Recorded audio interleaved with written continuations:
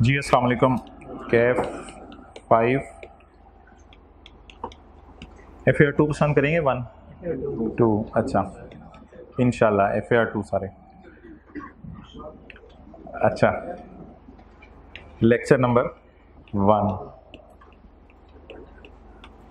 आप में से किसी ने तारुफ कराना हो अपना? आपने कराना है? अच्छा, क्लास के बाद इंशाल्लाह पर लग गए आपको। अच्छा जी, ठीक है, फॉर्मली शुरू करते हैं। अब इसमें जो ग्रिड वगैरह है सिलेबस की, वो भी मेरे ख्याल से शेयर करने का कोई फ़ायदा नहीं, क्योंकि जो टॉपिक्स हैं वो आपको पता ही नहीं अगले कौन से हैं, तो इसलिए भी ग्रिड शेयर करने का फ़ायदा नहीं।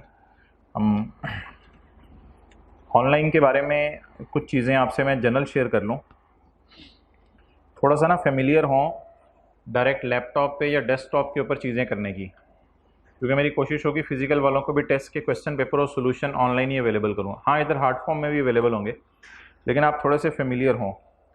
उसमें PDF को यूज़ करने की बजाय ना वन नोट यूज़ करें घर में, ताकि आपने कोई भी चीज़ ऑनलाइन लेक्चर ले रहे हैं और नोट करनी है तो आपके लिए आसानी हो। तो उसका तरीका ये है कि आप सिंपल कंट्रोल एस्केप का बटन दबाते हैं ना, अब ये आ जाती है, शॉर्टकट्स तो पता है ना।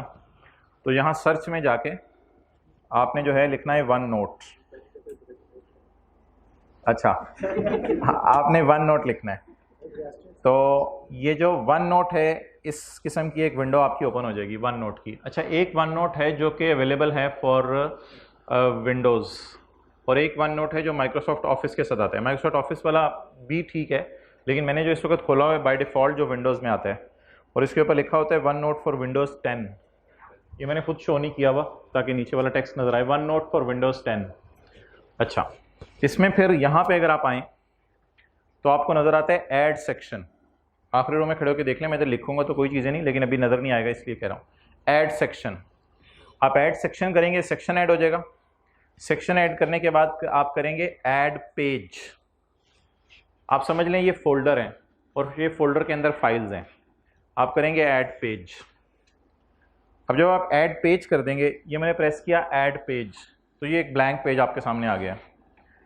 अब आपने मिसाल के तौर पे कोई भी PDF की फाइल है, उसको आपने उठाना है।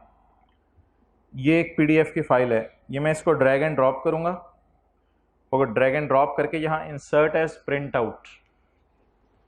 तो जब इसको इंसर्ट एज प्रिंट आउट कर देंगे तो ये PDF वाली फाइल वन नोट के अंदर आपके पास आ जाएगी। अब जब ये फाइल आपके पास आ गई तो यहाँ से आप एक्सपेंड कर लें। ये किसी भी सब्जेक्ट की फ़ाइल है ABC। तो ये जब फाइल आपके पास आ गई तो इसको आप जो है वो यहाँ से हाईलाइट भी कर सकते हैं, किसी भी चीज़ को, टच ना भी पेन हो आपके पास अवेलेबल, कोई मसला नहीं। और अगर आप कुछ लिखना चाहते हैं कि टीचर लिखवा रहे हैं, आप चाहते हैं मैं यहाँ कुछ लिखूँ, तो आपने सिंपली यहाँ आके प्रेस करना है, जो राइट लेफ्ट पे स्क्रीन है। ये वर्ड या एक्सेल की तरह नहीं होगा कि आपको किसी सेल में या लाइन में जाना पड़ेगा, और आप रैंडम जहाँ मर्जी टाइपिंग शुरू कर दें, वो टाइपिंग शुरू हो जाएगी। यानी ये आपका लेफ्ट साइड पे क्वेश्चन चल रहा है, आपने उसके बारे में कोई चीज़ लिखनी है, और ये आपका नीचे सोल्यूशन चल रहा है, उसके बारे में कोई चीज़ लिखनी है। जो भी चीज़ आपने लिखनी है आप इस तरीके से लिख सकेंगे। क्लियर? अच्छा, अब कुछ चीज़ें तो इससे अगर आप फेमिलियर हो जाएंगे तो टेस्ट के क्वेश्चन और सोल्यूशन अगर आपके पास ऑनलाइन भी अवेलेबल होंगे तो आप उनको ईजिली एक्सेस कर सकेंगे। कॉपीज़ किसी को ना मिली हो तो हाथ खड़ा कर दें। और जो ऑनलाइन वाले हजरात हैं वो कॉलेज तशरीफ़ अगर ला सकते हैं तो वो कॉलेज में आके अब्दुल्ला नाम के एक टीए हैं, उनसे जो है वो IS 38 के नोट्स ले सकते हैं। अच्छा जी, पहला सवाल आपका होता है जी बुक कब आएगी? भाईजान बुक थोड़ा सा शुगल के मूड में कह सकते हैं ना, कोई मसला नहीं, माइंड तो नहीं करते। बुक देखें आपके मैसेज करने से नहीं आ जाएगी कि बुक कब आ रही है, बुक कब आ रही है, तो इस तरह मैसेज करने से बुक नहीं आएगी। जब आनी है तभी आनी है। अनलकीली आप पेपरों से पहले ही आ जाएगी। अनलकीली 3 या 4 दिन पहले ICAP ने अपनी बुक जो है वो पब्लिश की है, कैप 5 की। सिलेबस में चेंज तो ऐसा सच नहीं आई, लेकिन ICAP ने स्टैंडर्ड के काफ़ी पैराज ऐड कर दिए हैं, तो अब उसकी वजह से ऑब्वियसली मुझे कम से कम 6 से 7 दिन तो लगेंगे बुक को बनाने में जो हमने यूज़ करनी है। IS 38 का चैप्टर मैंने फाइनल कर दिया नई बुक को देख के, वो आपके पास इस वक्त नेक हाथों में मौजूद है, और 6 से 7 दिन मुझे लगेंगे, 5 से 6 दिन प्रिंटिंग पे लगेंगे। तो ऑन सेफ एंड 15 से 20 दिन, 16 नहीं, 15 से 20 दिन आप जो है वो जहन में रखें। ओके, आपको नोट्स दे दिए और ऑनलाइन वाले आप कॉलेज आके प्रिंट नहीं ले सकते तो फिर कहीं से आप प्रिंट करवा लें। अब क्या हो सकता है, वरना वन नोट यूज़ करना मैंने उनको बता दिए किस तरह करना है। दुनिया ऑनलाइन जा रही है, हो जो ऑनलाइन। अच्छा, इसके बाद जो है वो ये कितने के सफ़े हैं वैसे, बाहर से प्रिंट कितने का, फोटो कॉपी सफ़े तो ज़्यादा ही हैं, 48 पेजेस हैं। अल्लाह भला करे आपके साथ वाले का। अच्छा, और जैसे आपसे कन्वे कर दिया था, जूम के ऊपर जो है आप रात को नहीं फरमा रहा, जूम के ऊपर जो है वो हफ्ते में एक जो है वो मीटिंग हो जाया करेगी जिसमें आपके जो भी क्वेरीज होंगी उनको नोट करते रहें। उम्मीद है जो होमवर्क होगा वो अगली क्लास में वैसे ही डिस्कस हो जाएगा। चलो यार, ये वाली बातें तो ख़त्म नहीं होनी, हम शुरू करते हैं पढ़ना। कोई आज तो क्या, अच्छा नहीं भाई, सिलेबस को ख़त्म करना है टाइमली, तो इसलिए। अच्छा जी, IAS 38 आपने जो IAS 16 पढ़ा हुआ है वो टेंजेबल आइटम्स को डील करते हैं या इनटेंजेबल्स को? टेंजेबल क्या है? खड़े हो, ये टेंजेबल, ये टेंजेबल, बैठ जाए भाईजान। ये आपने बोंगी मारी है, आपने भी बोंगी मारी है। आपने भी बोला था ना टेंजेबल, आपने ही बोला था ना टेंजेबल। टेंजेबल से पहले मुझे बताएं, अगला सवाल, खड़े हो जाओ, ये एसेट है, तो एसेट होंगे तो टेंजेबल होंगे ना, बैठें। एसेट होंगे तो टेंजेबल होंगे। एसेट के लिए शायद आपने पढ़ा हो IAS 16 के अंदर, आपका उसके ऊपर कंट्रोल होना जरूरी है, ठीक है। आजकल वालिदैन का बच्चों पे कंट्रोल है? अच्छा, ऑर्गेनाइजेशन का एम्प्लॉय के ऊपर कंट्रोल होता है? ऑर्गेनाइजेशन के एम्प्लॉय के ऊपर कंट्रोल एम्प्लॉय छोड़ के जा सकते हैं? अच्छा, अगर एम्प्लॉय से बॉन्ड साइन करवा लेंगे, तुम 2 साल तक छोड़ के नहीं जाओगे, तो भी छोड़ के जा सकते हैं, तो भी छोड़ के जा सकते हैं। जाते हुए कोई जुर्माना पे कर देगा या कोई कोर्ट केस हो जाएगा, लेकिन एम्प्लॉय तो छोड़ के जा सकता है, कोई मसला नहीं। जाने वाले ने तो जाना है, चाहे उससे लिखवा लो चाहे जो मर्जी करवा लो, ठीक है, उसने तो जाना है। तो भाईजान, ये ऑर्गेनाइजेशन के अंदर जितने एम्प्लॉयज़ हैं, क्या वो हमारे टेंजिबल एसेट्स हैं? क्या हम बैलेंस शीट में शो कर दें सिक्योरिटी गार्ड? क्या हम बैलेंस शीट में शो कर दें ऑफिस बॉय? अभी आप हजरात फरमा रहे थे टेंजिबल है, मैंने टच किया, आपने कहा टेंजिबल है, तो मोहतरम एसेट ही नहीं है। तो सबसे पहले हमें IAS 38 मैंने माना, पता चला कि आपको टेंजिबल्स भी नहीं पता। तो सबसे पहले IAS 38 में हम मेरे ख्याल से एसेट की बात कर लें, इससे पहले कि हम इनटेंजिबल की बात करें। इनटेंजिबल तो दूर की बात, पता चला आपको एसेट का भी नहीं पता। तो जी पहले सफ़े पे आए, एसेट साहब मौजूद हैं? मौजूद हैं एसेट साहब? जिन हजरात के पास वन नोट की फैसिलिटी है घर में, हाईलाइट अभी करने की कोई ज़रूरत नहीं, कोई ऐसी चीज़ लिखवानी हुई मैं लिखूंगा, बस वो नोट से देखें। अच्छा, एक यार सादा सी कमांड है, अब पता नहीं मुझे समझ नहीं आती, बच्चे ये भी क्यों नहीं यूज़ करते। ये ऑल टैब है, ऑल टैब। तो आप लेक्चर सुन रहे हैं, साथ ऑल टैब दबा दें, तो ऑल टैब दबा देंगे, आप दूसरी विंडो पे चले जाएंगे। और लेक्चर आपने पॉज करना है, ये पॉज का बटन दबा दिया, पॉज, ये जो स्पेस है, स्पेस बार, तो स्पेस बार नहीं समझ आ रही होगी, सबसे बड़ी जो की होती है कीबोर्ड पे, तो सबसे बड़ी जो कीबोर्ड पे की होती है उससे दबा देंगे तो चलता चलता लेक्चर रुक जाएगा। और जब आप ऑल टैब करेंगे तो आप दूसरी विंडो के ऊपर आ जाएंगे, कोई लिखी हुई चीज़ आप लिख लेंगे, ठीक है अब्दुल्ला? कॉपीज किसी को चाहिए भाई के लिए? चलें ले जाए साथ वाले कमरे में। तो ऑल टैब करके आप विंडोज़ के अंदर मूव कर सकते हैं, एक विंडो से दूसरी विंडो, फोल्डर से फाइल के, हाँ भी मूव कर लें। तो साथ साथ आप लेक्चर देख सकते हैं, साथ साथ ऑल टैब करके ये कर सकते हैं, लेकिन लेक्चर को पॉज करके जाइएगा, लेक्चर आगे चला जाए, आप उस सफ़े पे आगे कुछ लिख रहे हो फिर मसला हो जाएगा, ठीक है? आप भाई मुस्कुरा रहे हैं। अच्छा, एसेट क्या है जी? सबसे पहले सफ़े के ऊपर एसेट क्या है? Asset is a resource which is controlled by a company as a result of past event from which future economic benefits are expected to flow to the entity, ठीक है जी? तो AC ये जो लगा हुआ है, इज इट एन एसेट? जी बिल्कुल asset है। ये एसेट क्यों? Controlled by the company. ये भाई जाते हुए 2 बंदों को साथ में लाएं, चलो यार शाम हो गई, उतार यार, चल यार। तो सिक्योरिटी गार्ड क्यों रोक लेंगे? कहेंगे हमारा कंट्रोल है, हमारा इस पे कब्जा है, as a result of past event. क्या ये पैदा हुआ था?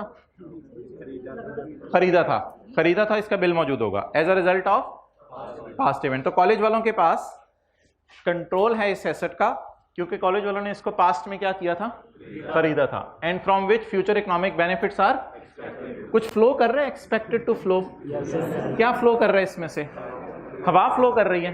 अच्छा, विच आर, तो which future economic benefit are expected to flow. Future economic benefit expected to flow का ये मतलब है कि ऑब्वियसली एसी है, बिल्डिंग है, ये सारी चीज़ें हैं, ये सारी चीज़ें इकट्ठी मिलके एक जगह पे होंगी, तो उसको आप कहेंगे क्लासरूम।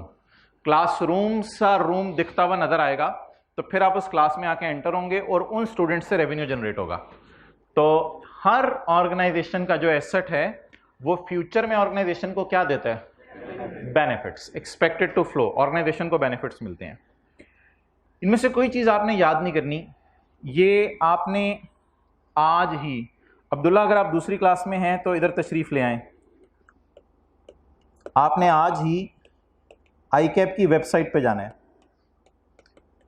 बाद में मेरे से एड्रेस ना पूछने आइएगा इसका। आपने आज ही आईकैप की वेबसाइट पे जाना है और आईकैप की वेबसाइट पे जाके लिख लें, आपने IFRS नहीं, मेंबर्स के एरिया में नहीं जाना, आपने IFRS बाय करने हैं।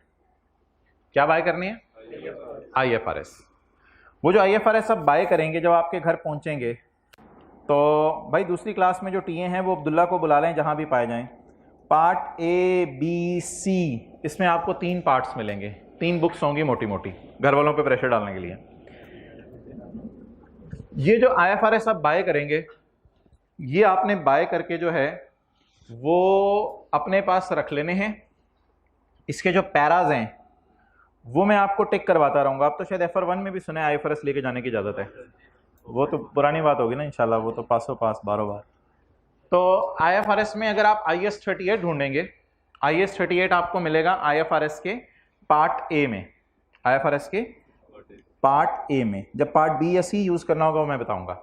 IFRS का पार्ट A खोलेंगे, पार्ट A खोल के उसके अंदर आप ढूंढेंगे IAS 38, शुरू में मिलेगा आखिर में मिलेगा 38।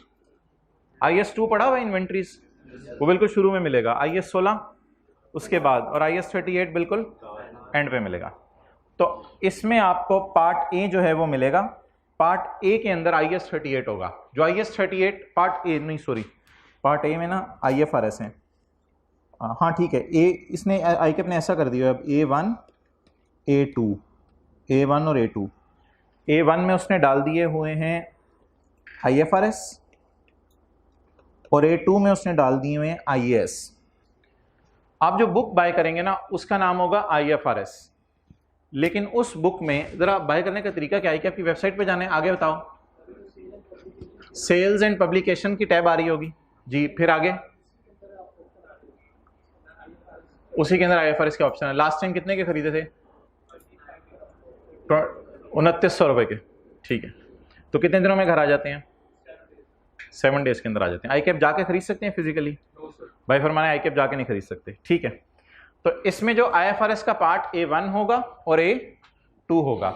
A1 में आपको IFRS मिलेंगे, A2 में IAS मिलेंगे।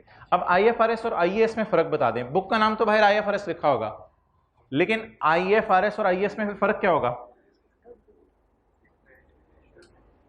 IFRS कोई पढ़ा हुआ है आपने FR1 में, कोई IFRS नहीं पढ़ा हुआ। अच्छा, IFRS वर्ड सुना हुआ है, IFRS वर्ड सुना हुआ है, IAS सुना हुआ है। अच्छा, पहले जो है इंटरनेशनल अकाउंटिंग स्टैंडर्ड्स इसका नाम होता था, जो स्टैंडर्ड आता था उसका नाम होता था इंटरनेशनल अकाउंटिंग स्टैंडर्ड। चंद सालों से इंटरनेशनल अकाउंटिंग स्टैंडर्ड्स की जगह नाम है IFRS। अब IAS 2 का नाम नहीं बदला, क्योंकि वो एक दफा नाम पड़ गया तो वो IAS 2 है, वो पुराना inventories. IAS 16 property plant and equipment, IAS 20 government grants, और IAS 40 इन्वेस्टमेंट। ये सारे स्टैंडर्ड्स FR1 वाले आपको कहाँ मिलेंगे। IFRS बाहर बुक का नाम होगा, उसके अंदर 3-4 किताबें होंगी ABC। A में एक किताब होगी A2, A2 के अंदर आपको क्या मिलेंगे IAS, और A1 के अंदर क्या मिलेंगे IFRS। अब IFRS की अगर बात करें तो IFRS 15, IFRS 16 ये हमारे सिलेबस में हैं और हमने इनको पढ़ना भी है। लेकिन फिलहाल आप पार्ट A में A2 में जब जाएंगे तो वहां पे आपको IAS मिलेंगे उसमें काफ़ी सारे IAS हैं, जैसे 2 है, 16 है, आप कह रहे हैं 40 हमने पढ़ा हुआ है, तो उससे पहले क्या आएगा बोलें, 20 भी पढ़ा हुआ है। बहरहाल मेरी तरफ से आपने सिर्फ 38 ढूंढना है। तो जिन्होंने लेट ऑनलाइन क्लासेस शुरू की हैं उनको जो सामने 10, 15, 20 लेक्चर अपलोड हुए हैं ना, शायद इनमें से भी कोई ऐसा हो जिसके साथ हुआ हो पास्ट में, उनको जल्दी जल्दी कवर करने की कोशिश करें, क्योंकि आगे टाइम नहीं मिलना। और एक बात आज पक्की सुन लें भाईजान, टाइम बिल्कुल नहीं है। आप अगर एक चीज़ भी छोड़ेंगे ना FAR2 में, तो आप समझ लें, मेरे ख्याल से जो IK अपने किताब में एडिशंस की हैं ना, उसकी वजह से कोई 5%, 3-4-5% सिलेबस बढ़ ही गया है, जिस तरह उसने अन्य पैराज डाल दिए हैं। तो इसलिए आपने बस डेली आना है, रोज़ाना का काम रोज़ाना करना है। एक काम भी आप पेंडिंग छोड़ देंगे ना FAR2 में, तो समझ लें बहुत देर हो जाएगी। और ये ऑनलाइन वाले स्पेशली अगर आगे के लेक्चर आप इनको नज़र आ रहे हैं अपलोड हुए हुए, तो जल्द से जल्द कवर करेंगे तो चलेगा काम, वरना नहीं चलेगा। चलें ठीक है जी। अब IAS 38 जो है उसमें मोहतरम कौन सा पैरा होगा, 8, उसमें डेफिनेशंस आ रही होंगी। डेफिनेशंस में कौन सी डेफिनेशन है, एसेट की डेफिनेशन। ये आपको डेली IAS से टिक कर लें, बहुत अच्छा है। डेली ना कर सकें 2 दिन बाद टिक कर लें, वो भी ठीक है। बस आप 1-2 दिन बाद उस पर नज़र मारते रहें और नज़र मार के उसको टिक करते रहें, जो जो चीज़ हमने क्लास के अंदर पढ़ी है। क्लियर? इसमें मैं आपको कोशिश करता हूँ अभी ना IAS 38 ओरिजिनल दिखा भी दूँ,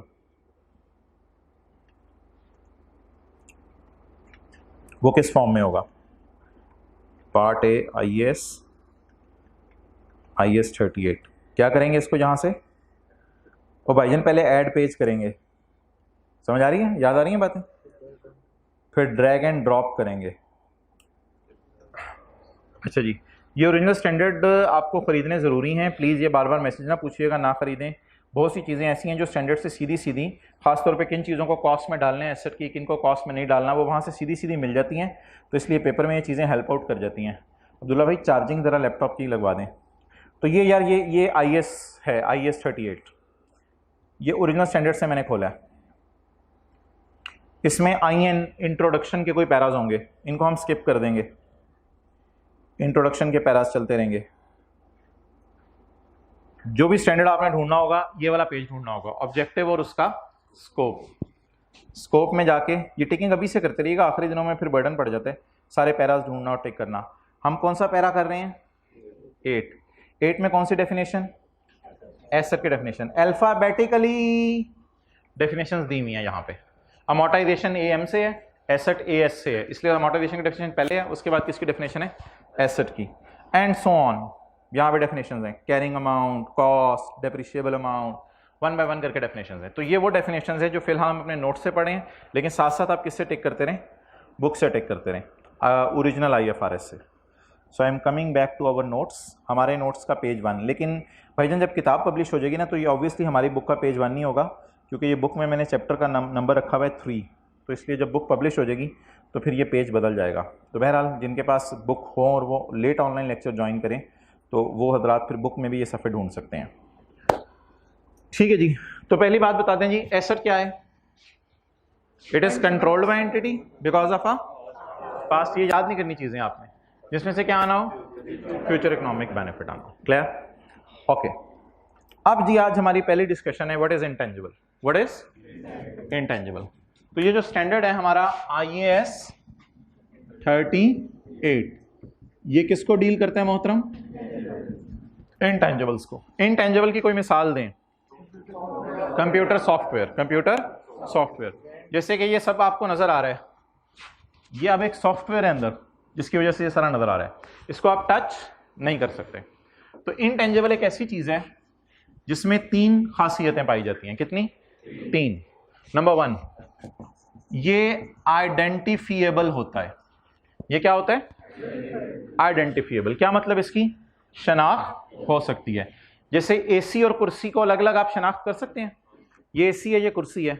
इसी तरह इंटेंजिबल है सॉफ्टवेयर की अलग शनाख्त की जा सकती है। अच्छा, एक ऑर्गेनाइजेशन कहती है जी मेरे पास सॉफ्टवेयर है, दूसरे कहते हैं आपके पास सॉफ्टवेयर है, हमारे पास बोतल बनाने का फॉर्मूला है। तो दोनों इंटेंजिबल्स डिफरेंट नेचर के हैं और उनकी शनाख्त भी की जा सकती है। आइडेंटिफिएबल। नॉन मनी, ये जो इंटेंजिबल्स है ना, जैसे कंप्यूटर सॉफ्टवेयर, ये मनी है, इज इट ए पैसे, ये बैंक बैलेंस है, ये कैश इन हैंड है, ये कायदे आजम के नोट है। तो इसलिए एक लफ्ज है अजीब सा, आपने पहली दफा सुना, क्या? नॉन मॉनेटरी, नॉन मनी तो मैंने आपके समझने के लिए लिखा ताकि आपको कॉन्सेप्ट समझ आ जाए। असल जो टेक्निकल लफ्ज़ हैं बोले नॉन मॉनेटरी। अच्छा, मॉनेटरी चीज बताएं क्या होती है? मॉनेटरी कैश जो आपकी दराज में पड़ा हुआ है, मॉनेटरी या मनी, जो मर्जी आप उसे कह दें। बैंक में जो पैसे पड़े हुए मॉनेटरी या मनी, डन। तो जो चीज मॉनेटरी नहीं है वो क्या है? Non monetary. अब नॉन मॉनेटरी और मॉनेटरी क्या है, ये हमने IAS 21 में बड़ी डिटेल से देखना है। लेकिन आखिरी सवाल आपसे पूछ रहा हूं, इस कॉन्सेप्ट में मैं डिटेल में नहीं जा रहा, IAS 21 में जाएंगे। आखिरी सवाल आपसे पूछ रहा हूं, मुझे ये बता दें कि जो लैंड और बिल्डिंग होती है ऑर्गेनाइजेशन की, क्या वो भी मनी है या वो भी नॉन मनी टाइप कोई चीज है? हाँ, उसको बेच के मनी आ सकती है, वो मैं मान रहा हूं, लेकिन इन इट सेल्फ वो क्या है? तो इंटेंजिबल की पहली खासियत, इसकी शनाख्त हो सकेगी। नंबर 2, और तीसरी बात, नो फिजिकल। ये वो मसला है जिसकी वजह से स्टैंड अप बनाना पड़ा कि इसको टच नहीं किया जा सकता, अलग से महसूस नहीं किया जा सकता, इसकी फिजिकल एग्जिस्टेंस नहीं है। वरना IAS 16 वाली जो चीजें थी, प्रॉपर्टी प्लान के पेन, उनकी फिजिकल एग्जिस्टेंस थी, इसकी no physical substance, no physical substance. इसमें अब नोट करने की जरूरत नहीं, बस डेफिनेशन देख लें। तो बताएं जी इंटेंजिबल की 3 खासियतें। Identifiable, non money, and it has no physical substance. इसका कोई फिजिकल सब्सटेंस नहीं है, डन। बस ठीक है, इतनी सी चीज आपको करानी थी। न्यूमेरिकल्स शुरू करते हैं। आ जाएं आप नोट्स के पेज नंबर 45 पे का पहला न्यूमेरिकल। भाई रोजाना का काम रोजाना करना है, बस ये किसी तरह आप कर लेना, FAR 2 में कमाल हो जाए, जमाल हो जाए।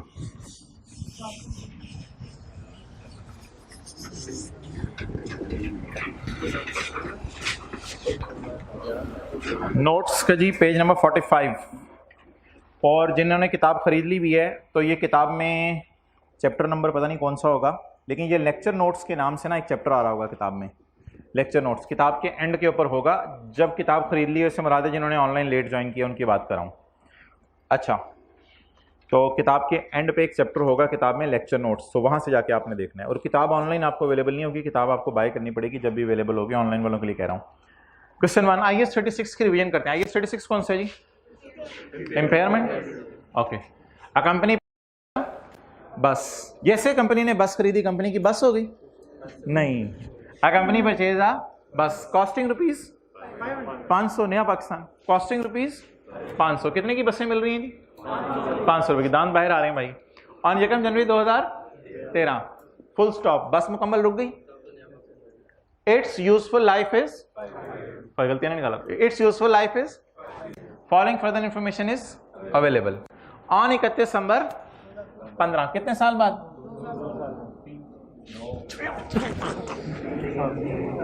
3 साल। पूरा 13, पूरा 14, पूरा 15, तो कितने बने? 3 साल। तो ये मसला सीए करने के बाद भी रहता है लोगों को, परेशान नहीं होना, यहां से यहां गिनना नहीं आता। छोटे भाई ना 5वीं छठी जो कर रहा है उससे भी जरा पूछ लीजिएगा, शायद उससे भी ये बताओ। तो 1 जनवरी 13 से 31 दिसंबर 15, दरमियान में कितने साल? 3 साल। और 31 दिसंबर 15 आ कंपेटिटर, मिसाल के तौर पे ये डेवो वाले थे, तो कौन सी टांग वाले आ गए? यूटोंग, फैसल टांग, यूटोंग नाम है बस का, यू टांग, TONG है बस। अच्छा, अ कंपनी परचेज अ बस costing rupees 500, it's useful life is 5 years, following further information is available. ये क्या चक्कर है? बस की यूजफुल लाइफ 5 साल है। भाई आप खड़े हो जाओ, सोच रहे हो आप, बड़ा खड़े हो जाओ, मैं बैठता हूं। हाँ, यूजफुल लाइफ बस की 5 साल है। बस 5 साल के बाद बस की बस हो जाएगी। सोचो सोचो सोचो, बस की 5 साल बाद हो जाएगी। बस 5 साल बाद बस हो जाती है बस की। तो ये क्या चक्कर है? यूजफुल लाइफ इज 5 साल। ओ भाई ने फरमाया कंपनी 5 साल यूज करेगी। भाई आने वाले दिनों में हम पढ़ेंगे इकोनॉमिक लाइफ। क्या पढ़ेंगे? अगर ये बैठ जाओ, अगर ये बस की क्या है? इकोनॉमिक। ओ एथे देखो, ये बस की क्या है? Economic life. तो इतनी सी शायद बस की क्या हो? Useful life. यूजफुल लाइफ क्या होता है? कितनी देर से नहीं आ रही? जो बैठा हूं मैं मैं खड़ा हो जाता हूँ। अच्छा जी हजरात, दोबारा सुन लें बात। मैं इनसे डिफरेंस पूछ रहा हूँ यूजफुल लाइफ और इकोनॉमिक लाइफ में। यहाँ कौन सा लफ्ज़ लिखा हुआ है अभी? यूजफुल है। एक क्या मैंने लफ्ज़ बोला है? तो ये एक बड़ा बेसिक कॉन्सेप्ट है, इसको आप सुन लें, इंशाल्लाह स्टैंडर्ड्स में हम पढ़ते भी रहेंगे। इकोनॉमिक लाइफ ये होती है कि एसेट बस ने 40 साल चलना है, 40 साल बाद बस चल नहीं सकती, जो मर्जी ड्राइवर बिठा दो, चाहे पायलट बिठा दो, बस नहीं चलेगी। तो बस की बस हो जानी है 40। उस 40 में से हमारी नीयत कितने साल यूज करने की है? 5 साल 6 साल। That is called as useful life. तो इकोनॉमिक लाइफ आम चीजों की ज्यादा होती हैं और उसमें से जितना अर्सा हमने इस्तेमाल करना है, दैट इज कॉल्ड एज। तो हमारी ऑर्गेनाइजेशन की क्या नीयत है कि कितने साल बस को इस्तेमाल करें ताकि दिखने में लोगों को नई नई बस लगे। 5 साल बाद बसें भी पुरानी हो जाती हैं, कहते हैं हम बेच के कोई अच्छी बस खरीदें क्योंकि हमारी कंपनी का नाम है। डन। ये जो कुर्सी है जिसके ऊपर आप बैठे हैं, हो सकते हैं इनकी लाइफ जो है 15 साल हो, लेकिन हो सकते हैं कॉलेज वाले 3 साल बाद चेंज कर लें। हो सकता है आज ही देख रहे होंगे आप लकड़ी पे किसी ने लिख दिया होगा कुछ, ये 2-3 दिन में देखिएगा होगा क्या। अच्छा, तो यूजफुल लाइफ और इकोनॉमिक लाइफ में फ़र्क। इकोनॉमिक लाइफ पूरी लाइफ होती है जिसमें एसेट एंजॉय करे, लेकिन उसमें से जितना हमने एंजॉय करने की नीयत है वो क्या होती है? तो यूजफुल लाइफ इसकी 5 साल है। Following further information is available on 31 December 15 competitor came in market, so we decided to check our bus for impairment test. अच्छा, एक इम्पेयरमेंट होती है, एक डेप्रिसिएशन होती है। इससे पहले कि मैं आगे चलूँ, मैं आपसे एक सवाल पूछ लूँ कि फर्ज करें आगे कोई लाइन नहीं लिखी हुई पूरे सवाल में, तो 31 दिसंबर 15 तक क्या एंट्रीज हुई होंगी? 31 दिसंबर 15 तक क्या एंट्रीज हुई होंगी जी? शुरू करें 2013 से। 2013 बस खरीदी, कितने की? बस डेबिट। ये इंटेंजिबल्स पढ़ते पढ़ते मैं एक टेंजिबल की मिसाल करा रहा हूं। अच्छा, बस डेबिट, कैश क्रेडिट। 31 दिसंबर 13 डेप्रिसिएशन डेबिट, अकमुलेटेड डेप्रिसिएशन, ये एंट्री आती है आपको? Depreciation debit, accumulated depreciation. What is the cost? What is life? 5 years 100। पता नहीं सवाल की रिक्वायरमेंट क्या है, हम बाद में पढ़ेंगे, फिलहाल समझने के लिए एंट्रीज। ये 31/12/13 की एंट्री होगी।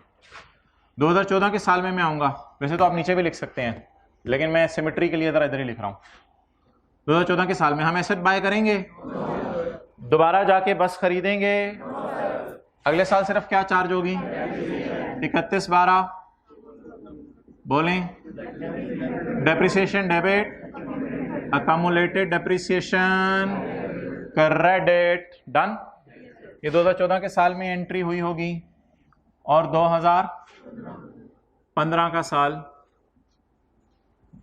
जी बोलें, 31/12/15 डेप्रिसिएशन डेबिट कितने से? 100 से। चलें, एक साल की एंट्री में अभी और कराऊंगा, इस साल की एक एंट्री और रहती है, यहां तक नोट कर लें।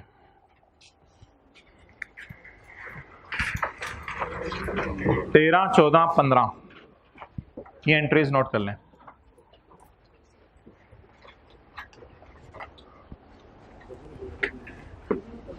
चार्जिंग पे लगाओ लैपटॉप। हाँ तो करो, उसी को बुलाओ।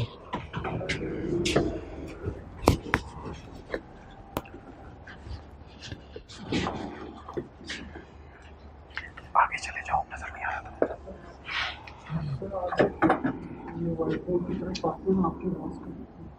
अच्छा, इसको एड्रेस कर रहे हैं, कल पता चल चुका इशू।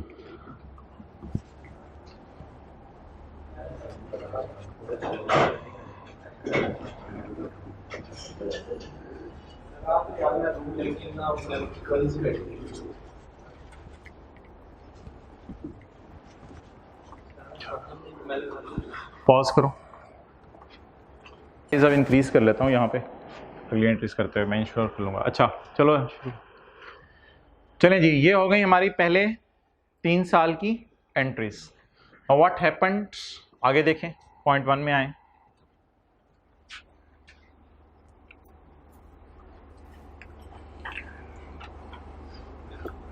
ऑन 31 दिसंबर 15 को a competitor came in market, एक कंपेटिटर आ गया मार्केट में, so we decided to check our bus for impairment test। अच्छा, आज हम डिप्रिसिएशन और इम्पेयरमेंट में फ़र्क भी देखेंगे। तो हमने सोचा कि अपनी बस को किस टेस्ट से गुजार लें जी? इम्पेयरमेंट टेस्ट से गुजार लें। अब इम्पेयरमेंट टेस्ट क्या होगा और उस टेस्ट से कैसे गुजारेंगे, इसके ऊपर डिस्कशन कर लेते हैं।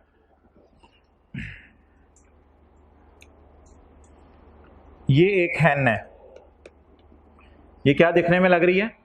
सर ने कह दिया तो है, ये क्या है? हैन है।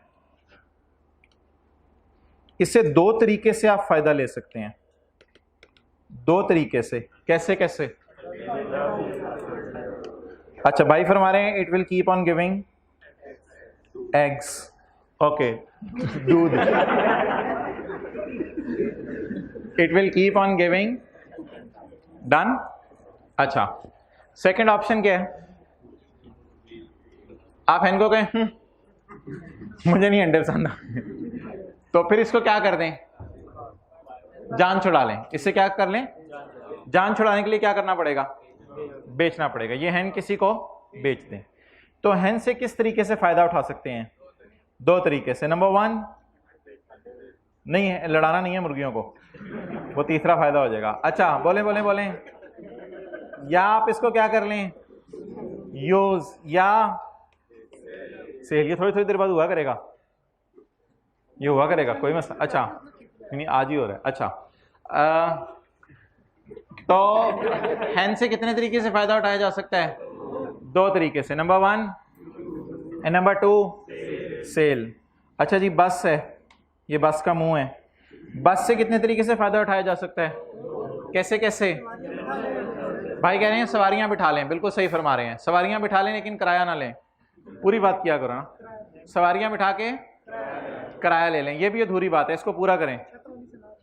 सवारियां बिठा के किराया लें और पेट्रोल का खर्चा करें, ड्राइवर को तनख्वाह दें, ये सारे काम करें। यूज, एक याद रखिएगा, पालना आसान नहीं होता। पालना बेचना आसान होता है। हैन को भी पालेंगे ना तो इसके नखरे होते हैं, ये खाऊंगी वो खाऊंगी, ये नहीं खाऊंगी, आज बिरयानी की खुशबू आ रही है। तो हैन के भी नखरे होते हैं। बस अगर यूज करेंगे तो बस आपकी बस करा देगी। कैसे? पेट्रोल का खर्चा, रिपेयर मेंटेनेंस का खर्चा, ड्राइवर की तनख्वाह और ये सब कुछ, ये सारे होंगे आपके आउटफ्लोज। क्या होंगे? अगर आप बस को इस्तेमाल करते हैं तो ये सारे आपके क्या होंगे? आउटफ्लोज। और इन आउटफ्लोज को ऑब्टेन करने के लिए आपको क्या लेने पड़ेंगे? बोले इनफ्लोज। तो अब तूने गलती की ना, फिर देखी। तो बस है अब्दुल्ला, रिकॉर्डिंग जारी रखो। बस है तो बस को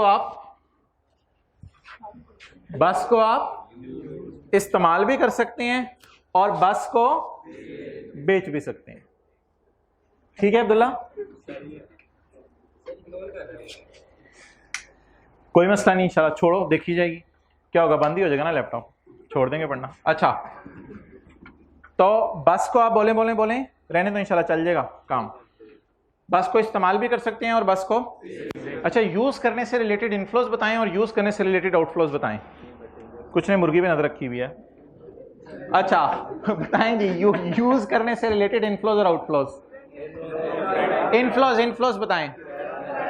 इनफ्लोज किराया, नंबर टू आउटफ्लोज पेट्रोल का खर्चा, और अच्छा, क्या ये आपने पूरी बात की है, अधूरी बात की है? अगर यूज करेंगे भी तो कभी ना कभी तो जाके, तो फर्ज करें आपका ख्याल है कि मुर्गी की रिमेनिंग यूजफुल लाइफ 4 साल है, तो आप 4 साल इसको यूज करेंगे, इनफ्लोज भी होंगे आउटफ्लोज भी। लाइफ के एंड पे जाके क्या करेंगे इसको? इन द एंड तो जाके मुर्गी को कहेंगे बस, उसको सेल कर देंगे। तो इसका मतलब एक बात याद रखिएगा, यूज में 2, 3, 4 साल तक इनफ्लोज भी होंगे और आउटफ्लोज भी होंगे, और यूज में फिर जब यूजफुल लाइफ एंड हो जाएगी तो आप इन द एंड जाके इसको बाजार में, तो याद रखिएगा बिकती ये भी है। बिकती, आप तो कह रहे थे बस बिकना ही होता है, नहीं। एक ऑप्शन ये है मुर्गी को आज बेचते हैं, एक ऑप्शन ये है मुर्गी को, यार तू परेशान हो रहा है, तेरी तरफ कर देता हूं इसका, ये ले। एक ऑप्शन ये है मुर्गी को आज बेच दें, एक ऑप्शन क्या है? रखें, पालें और तो याद रखिएगा यूज में बिकना शामिल होगा, लेकिन वो बिकना फौरन होगा या काफी अरसे बाद होगा? काफी अरसे बाद होगा। तो बात को कंक्लूड करें, एक बस है उसको आज भी मैं बेच सकता हूं और चंद साल बाद चला के भी बेच सकता हूं। तो कितने तरीके से फायदे आ सकते हैं? 2 तरीके से। अकाउंटेंट्स कहते हैं यार इसका नाम रख low value in use. Use करो तो क्या वैल्यू है, और सेल करके आप फेयर वैल्यू इसकी रिसीव करोगे, फेयर वैल्यू। लेकिन खाली फेयर वैल्यू नहीं होगी, ये मुर्गी अफगानी मुर्गी है, ये अफगानिस्तान ही जाके बिकेगी, तो बेचने के लिए कोई ना कोई खर्चा भी करना पड़ेगा। बेचने के खर्चे को क्या कहते हैं? Cost to sell. बेचने के खर्चे को क्या कहते हैं? Cost to sell. डन। तो बता दें जी, एक एसेट से कितने किस्म के फायदे उठाए जा सकते हैं? आज बेचने अगर हो तो हमारी नजर किस पे होगी? फेयर वैल्यू पे minus cost to sell. Cost to sell क्या चीज है? मिसाल के तौर पे मोबाइल है, अब मोबाइल आपकी जेब में है, मैं कहता हूं अगर इसको आज बेचना है आज, तो आप एक तो कहेंगे यार ये मुझे 60,000 का मेरा बिक जाएगा, ठीक है, 60,000 का बिक जाएगा। उसके बाद लाहौर के अंदर हफीज सेंटर मार्केट है, वहाँ आपको जो है हो सकता है किसी बस से जाना पड़े, किसी जो है रिक्शे पे जाना पड़े, 100 रुपया वो भी लगेगा, तो कोई ना कोई बेचने के लिए खर्चा करना पड़ेगा। डन हो गया। तो अगर हम चीज़ को बेचना चाहते हैं तो हम दीवानावार सवाल में क्या ढूंढेंगे? फेयर वैल्यू भी ढूंढेंगे और कॉस्ट टू सेल भी ढूंढेंगे। और अगर हम चीज़ को बेचना नहीं चाहते बल्कि इसको यूज करना चाहते हैं तो फिर क्या होगा? फिर क्या होगा? बोलो बोलो बोलें। फिर आपके कुछ अरसा तक इनफ्लोज भी होंगे और plus plus plus fair value भी इसकी आएगी और लेस कॉस्ट टू सेल भी होगी। ये कब होगी? आज। ये वाली फेयर वैल्यू और इस वाली फेयर वैल्यू में क्या फर्क होगा?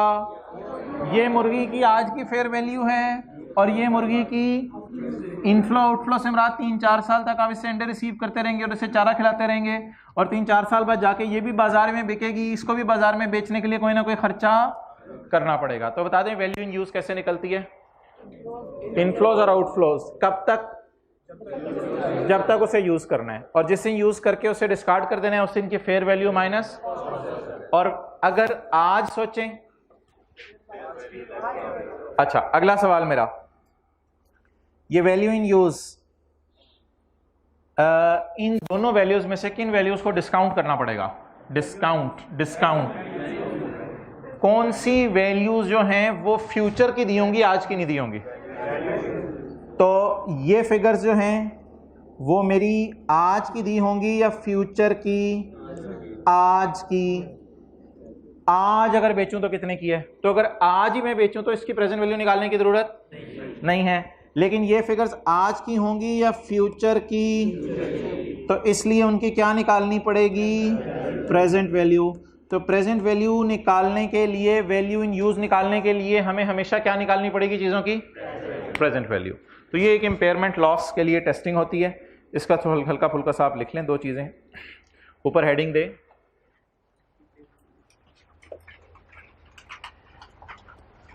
While performing impairment test,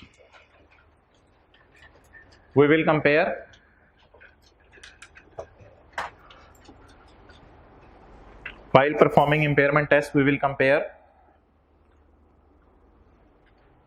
अभी जो मैंने आपको समझाया है ना उससे थोड़ी आगे की बात कर रहा हूं जो FR1 में आपने पढ़ी हुई है, लेकिन उसे अभी एग्जांपल से समझाऊंगा। अभी व्हाइट बोर्ड पे नहीं देखना आपने।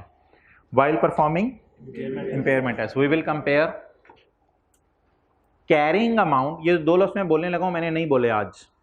We will compare carrying amount with recoverable amount. We will compare carrying amount with recoverable. ये दोनों लफ्ज़ मैंने नहीं बोले अभी तक। अब अगली लाइन में लिखें, recoverable amount is higher of, recoverable amount is higher of, बोले value in use and fair value minus cost to sell. Recoverable amount is higher of value in use and fair value less cost to cell.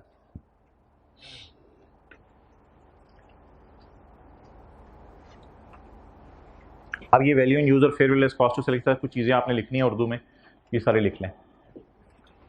जहां मैंने लिखवाया है higher of value in use और fair value less cost to cell.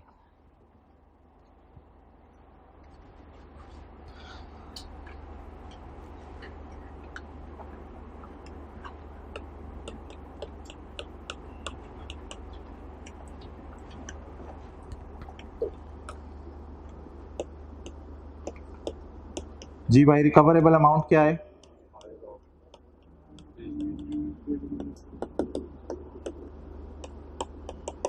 Is higher of number 1 value in use and number 2 fair value minus cost to sell. अच्छा, इसको compare किससे करना है? ये जो रिकवरेबल अमाउंट है, वो कैरिंग अमाउंट अभी मैंने आपको नहीं समझाया। इस रिकवरेबल अमाउंट को वर्सेस कंपेयर किससे करना है? Carrying amount. किसी को पता है कैरिंग अमाउंट को बीवी भी कहते हैं? बीवी क्या होती है? Book value. आज के मुराद बीवी से मुराद बुक वैल्यू। तो रिकवरेबल अमाउंट को किससे कंपेयर करेंगे? बीवी से। रिकवरेबल अमाउंट को किससे कंपेयर करेंगे? बीवी से। अच्छा, पहले मैं स्क्रीन में ना ये वाला जरा छुपा रहा हूं। ये क्या लफ्ज हमने नया डाला है? Recoverable amount. रिकवर करने के दो तरीके हैं। फायदा रिकवर करने के कितने तरीके हैं? या इस्तेमाल करो, या आज का लफ्ज लिख लिया उर्दू में आपने, ये वाला लिखना जरूरी है। या इस्तेमाल करो या आज ही इसको बेच दो। ये दो तरीके हैं, या इस्तेमाल करो या आज ही इसको बेच दो। तो किसी भी चीज से फायदा हासिल करने के दो तरीके हैं। फायदा हासिल करने में आपके दिल में क्यों आ रहा है कि मैंने हायर ऑफ क्यों लिखा है?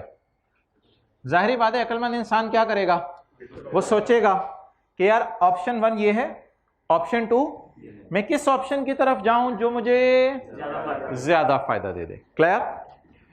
ये जो रिकवरेबल अमाउंट आएगी वो इन दोनों में से क्या आएगी?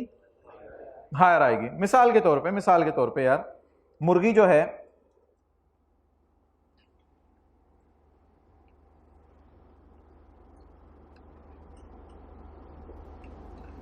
मुर्गी की फेयर वैल्यू में लगा लेता हूं लेस कॉस्ट टू सेल 300 रुपया, और फ्यूचर में जो फायदा देगी उसकी प्रेजेंट वैल्यूज वगैरह निकाल के 400 रुपया। अब बता दें what is recoverable amount? Recoverable amount कितनी आ गई मेरी? 400। अब what is carrying amount? That is cost minus accumulated depreciation. What is cost minus accumulated depreciation. ठीक है, और ये तो ओरिजिनल फिगर्स हैं, हिस्टोरिकल डेटे की बुनियाद पे। बुक वैल्यू कैरिंग अमाउंट कैसे निकलती है? कॉस्ट माइनस अकमुलेटेड, और कॉस्ट तो वो पैसे होते हैं जो आपने दे के चीज खरीदी होती है। तो cost minus accumulated will give me a book value. फर्ज करें for the sake of discussion book value is 385। Book value is 385। अब मुझे बता दें, अगर 31/12/13 को, मैं 31/12/13 की डेट मिसाल के तौर पे जहन में लेता हूं, चलिए आज की ले लेते हैं, 31/12/22 की डेट जहन में लेता हूं। 31/12/22 को मैंने कोई एसेट अपनी बुक्स में 385 का रखा हुआ है। मैंने कोई एसेट अपनी बुक में कितने का रखा हुआ है? कैरिंग अमाउंट का क्या मतलब होता है? बुक्स में कैरी किया हुआ ना। तो मैंने 31/12/22 को अपनी बुक्स में एक एसेट रखा हुआ है 385 पे, लेकिन मेरी अकल कह रही है वो मुझे 400 देके जा सकता है। तो क्या मैं 20 का लॉस बुक करूं? क्या मैं 20 का लॉस बुक करूं? नहीं, कोई लॉस बुक करने की जरूरत नहीं है। इंपेयरमेंट लॉस कब आता? जब 385 इधर लिखा होता 385 और इधर 382 लिखा होता, तो 3 रुपए का क्या आ जाता? इंपेयरमेंट। तो इंपेयरमेंट टेस्ट से गुजार के हमेशा इंपेयरमेंट लॉस ही आया करेगा। कोरोना टेस्ट से गुजार के, अब तो कोरोना के नाम स्पेलिंग भी बंदों को भूल गए, अब तो सियासत चल रही है आजकल। अच्छा, तो इंपेयरमेंट टेस्ट से गुजार के हमेशा हमारा एसेट इंपेयर ही हुआ करेगा, या हो सकता है इंपेयर हो सकता है ना हो। भाईजान साल गुजरने के बाद डेप्रिशिएट तो होता ही होता है एसेट, लेकिन जिस वक्त हम इंपेयरमेंट टेस्ट से गुजारे हैं उस वक्त जरूरी नहीं है कि हमारा एसेट इंपेयर ही हो, जरूरी नहीं है, हो सकता है इंपेयर हो जाए, हो सकता है इंपेयर ना हो। क्लियर? अच्छा, अब आपको फिगर्स लिखने की जरूरत नहीं है। इफ रिकवरेबल अमाउंट इज बोलें is less than carrying amount, तो बोलें देयर विल बी, ओ यार ऐसे नहीं समझ आती। रिकवरेबल अमाउंट मिसाल के तौर पे 60 रुपये है, कैरिंग अमाउंट मिसाल के तौर पे कम है इससे, तो ये इसको कम करें ना, इसको 60 कर लें, इसको 62 कर लें। आप बता दें जी, अगर एक चीज मेरी किताबों में कैरी हुई है 62 पे, लेकिन उसको चाहे बेचो चाहे इस्तेमाल करो, दोनों तरीके से मैक्सिमम कितना देके जा सकती है? 60। तो अगर 62 वाली चीज 60 देके जा सकती है तो क्या मेरी शक्ल बन जाएगी? क्या मुझे उदासी होगी कि 62 वाली चीज 62 वाली चीज मुझे सिर्फ कितना देके जा रही है? तो इसको क्या कहेंगे? Important loss, impairment loss, no important loss. इसको क्या कहेंगे? Impairment loss. और इसकी जर्नल एंट्री करेंगे या नहीं करेंगे? करेंगे। कितने रुपए की जर्नल एंट्री? 2 रुपए की। और ये क्या हो गया? हमने सेलेक्ट कर लिया, कंट्रोल सी कंट्रोल वी करके हमने इसको दोबारा पेस्ट करना है, इधर आ जा, इधर दोबारा ऊपर जैसी चीज लग रही है, लेकिन थोड़ा सा फिगर्स को बदलते हैं और हम इधर लिख देते हैं 57। आप बता दें, अगर मेरी किताबों में एक चीज 57 की पड़ी हुई है और मैं उसको 60 पे ले जाऊं, एक कॉन्सेप्ट आपने पढ़ा होगा FR1 में, फोरसीन गेन्स रिकॉर्ड नहीं करते, फ्यूचर गेन्स रिकॉर्ड नहीं करते, प्रूडेंस कॉन्सेप्ट मना करता है। तो इसलिए मोहतरम, इस सूरत में मेरा इंपेयरमेंट लॉस आ रहा है या no impairment loss? Journal entry होगी या नहीं होगी? तो लिख लें आप, इंपेयरमेंट टेस्ट से गुजारना है और इंपेयरमेंट लॉस आएगा या हो सकता है हो सकता है ना आए, हो सकता है आए इंपेयरमेंट लॉस, हो सकता है ना आए।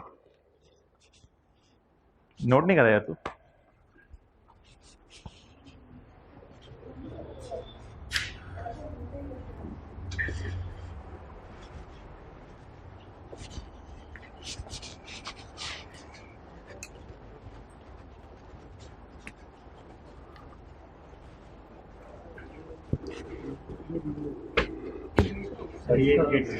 साइन चेंज करना है, बिल्कुल जबरदस्त, कमाल हो गया।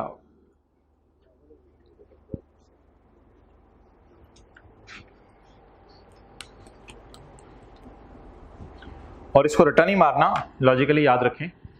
कैरी कितना हुआ है बुक्स में? 62, लेकिन दे के कितना जा सकता है? नदामत के आंसू भरे के भाई यार हद हो गई है, मेरे साथ ही ऐसा होता है, 62 वाली चीज़ मेरी हमेशा 60 की होती है, ये क्या?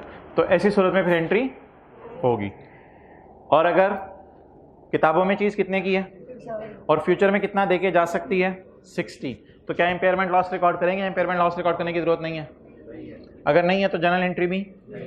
इंपेयरमेंट टेस्ट करके पेपर में टाइम ज़ाया नहीं होगा, बस इंपेयरमेंट टेस्ट के करने के उसने मार्क्स लिखे होंगे, वो मार्क्स आपको मिल जाएंगे, लेकिन आप एंट्री नहीं करेंगे। डन? अच्छा, अब मुझे बता दें ये कैरिंग अमाउंट क्या होती है? Carrying amount cost minus accumulated. क्या अगर मैं बस वाली मिसाल में आ जाऊं तो आपकी बस तो नहीं हो जाएगी? इसकी बीवी बता दें 31/12/15 की, 31/12/15 की 500 माइनस 100 इज इक्वल टू 200। तो 200 is the book value of what? Our bus. हमारी बस की 200 क्या है? Book value. डन? अच्छा, अब मुझे इस बस की क्या चाहिए? Recoverable amount. तो अब मैं एक वर्किंग परफॉर्म करने लगा हूं। वर्किंग नंबर 1, इंपेयरमेंट लॉस या impairment test? Impairment test. Impairment test. Impairment test कब करते हैं इस पे हम डिस्कशन करेंगे। हर साल डिविजन चार्ज करते हैं बिल्कुल, लेकिन इंपेयरमेंट टेस्ट कब करते हैं इस पर हम डिस्कशन करेंगे। फिलहाल कंपेटिटर मार्केट में किस दिन आया है, जरा सवाल में जाके देख लेते हैं। कंपेटिटर, कौन सा तीतर कौन सा तीतर आया है? कंपेटिटर मार्केट में कब आया है? So we decided to check our bus for, तो हमने कहा बस को चेक करें कहीं हमारी बस इंपेयर तो नहीं हो गई। तो किससे बस को गुजारने, किस दिन? 31/12/15, 31/12/15 को ब्लैक मार्कर यूज करना चाहिए। 31/12/15 को हमने अपनी बस को इंपेयरमेंट टेस्ट से गुजारना है। ओके, इंपेयरमेंट टेस्ट में किसको कंपेयर करना है? कैरिंग अमाउंट को। खरीदा कितने का था? 500 का। पहले साल कितना डेप्रिशिएट हुआ? कितने साल डेप्रिशिएट हुआ? 3 साल। या फिर 100 इज इक्वल टू 200। तो what is the BV of our bus? 200 as on 31/12/15 and we will compare it with, किस किस का दंगल होगा? और भाईजान इसका पहले तो वर्सेस कैरिंग अमाउंट को किसके मुकाबले में लाएंगे? रिकवरेबल अमाउंट के मुकाबले में। हाँ, रिकवरेबल अमाउंट क्या होती है वो अलग बहस है, वो बता दें क्या होती है। Higher of value in use, number 1 value in, अगर इस्तेमाल करो तो क्या वैल्यू है? वैल्यू इन यूज, अगर इस्तेमाल करो तो क्या वैल्यू है? इसमें हमें पालना पड़ेगा, एंड पे बेचेंगे भी। और fair value less cost to sell. हलवा क्या होगा और कौन सी फिगर रोलेगी? हलवा रोला, ये क्या होगी फिगर? हलवा, और ये रोला रोलेगा। हमें रोले को इंग्लिश में क्या कहते हैं? रोलेगा, मुटिलेट नहीं। अच्छा, तो ये फिगर इजीली मिल जाएगी और इस फिगर के लिए थोड़ा सा रुलना पड़ेगा। तो पहले इजी मार्क्स गेन करके देखते हैं कौन कौन सा डाटा अवेलेबल है। अच्छा, पहले मुझे बता दे मेरी बस की जिंदगी कितनी रह गई है? मेरी बस की, अपनी मेरी नहीं पूछ रहा, बस की पूछ रहा हूं। मेरी बस की जिंदगी कितनी रह गई है? 2 साल रह गई है। कैसे? कितने साल इस्तेमाल हो गई है? 3। टोटल साल कितने हैं? 5। कब खरीदी थी? 13, 14, 15, 16, 17। कितने साल इस्तेमाल होनी थी? 5 साल। कितने हो गई? कितने रह गई? अगर मैं पालना पसंद करूं तो कितने साल पालूं? कौन कौन सा साल पालूं? 15 पे तो खड़े हैं, 16 और 17। ऑन 31 दिसंबर 15 किस दिन में खड़ा हूं? 31 दिसंबर 15 को। इस सारे को पकड़ें और पकड़ के इसको दूर फेंक दें नजरों से।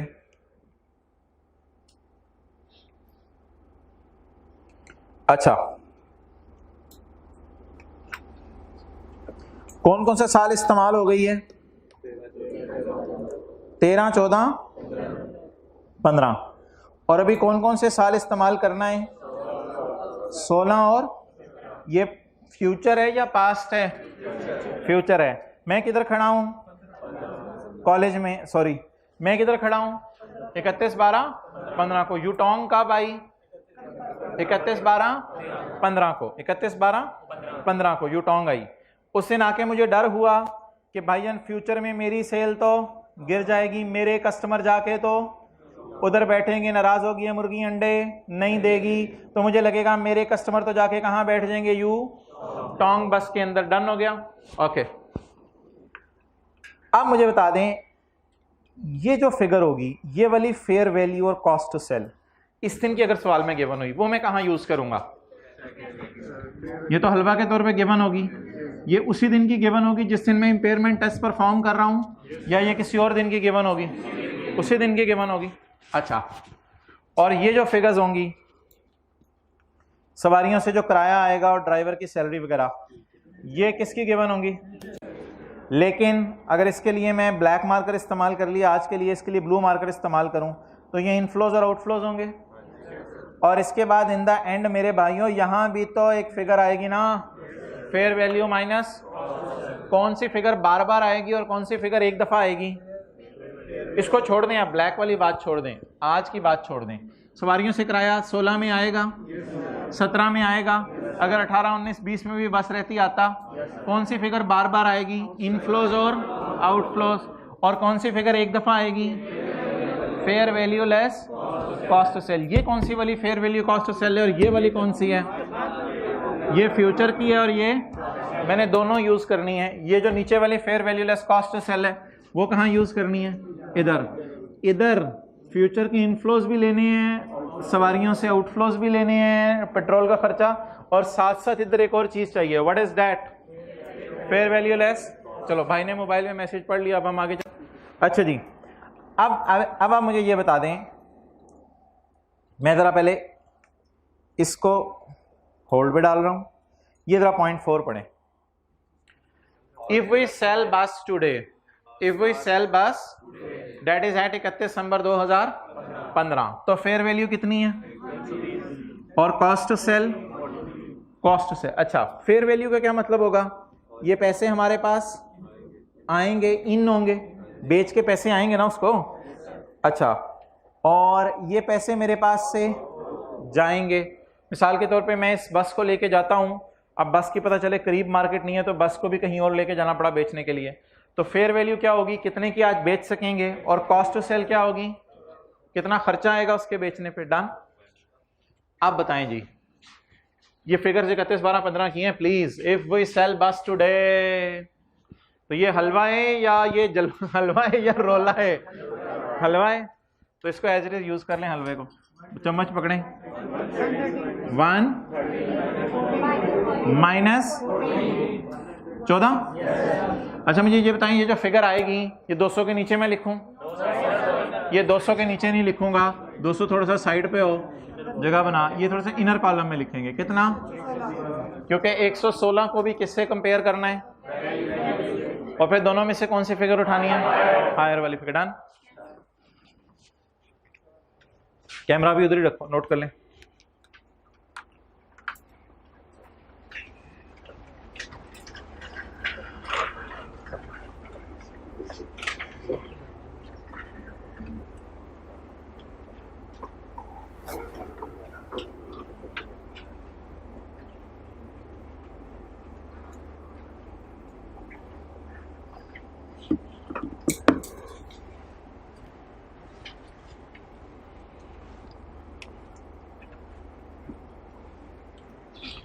अच्छा जी, अब इधर आए जी, मोस्ट जो इंपॉर्टेंट फिगर है आज की हमने निकालनी। ऑन 31 दिसंबर 15, ऑन किस दिन खड़े हैं हम? On 31 December 15 cash flows, future cash flows, क्या लिखा हुआ है? Future cash flows are estimated as follows. ये क्या लिखा हुआ है इनफ्लो के साथ? एनुअल का क्या मतलब है? एनुअल इनफ्लो, सालाना, एक साल नहीं, सालाना। एनुअल, आप कहते नहीं एनुअल फीस, एनुअल फीस का क्या मतलब होता है? एक साल पे करनी है, सिर्फ हर साल पे करनी है, सालाना। तो एनुअल इनफ्लो, और हजरात ये क्या है? Annual outflow. इनफ्लो क्या आएगा जी? किराया सवारियों का, और आउटफ्लो आएगा जाएगा। तो इसको मैं कह सकता हूं मेरी नजर में आ, और ये क्या था? जा। आ जाना कहिएगा, वो गड़बड़ हो जाएगी। और ये क्या था? जा। ये भी पैसे जेब में आएंगे सवारियों से, आ बोले आ, और ये जा। तो सवारियों से पैसे आएंगे, पेट्रोल वगैरह का खर्चा होगा। अच्छा, क्या पेपर में 70 और 15 की जगह अगर उससे ज्यादा का दिमाग घूम जाए और वो एग्जामिनर आपको फ्यूचर कैश फ्लोज की जगह लिख दें नेट फ्यूचर कैश फ्लोज, तो आपका दिमाग तो नहीं घूम जाएगा? परेशान तो नहीं हो जाएंगे? अब आप कह रहे होंगे कभी पेपर देके देखें, पेपर में पता चलता है परेशान होते हैं, नेट पता ही नहीं चल रहा होता किससे नेट हुआ है। अच्छा, तो हो सकता है पेपर में इनफ्लो भी दे दे, और या हो सकता है पेपर में इनफ्लो आउटफ्लो की बजाय नेट दे दे। तो अगर आप लिखना चाहते हैं तो 55 के साथ क्या लिख देंगे? नेट। तो हम वैसे खेलेंगे भी नेट से ही, क्योंकि नेट के बगैर तो खेलने का मजा नहीं आता।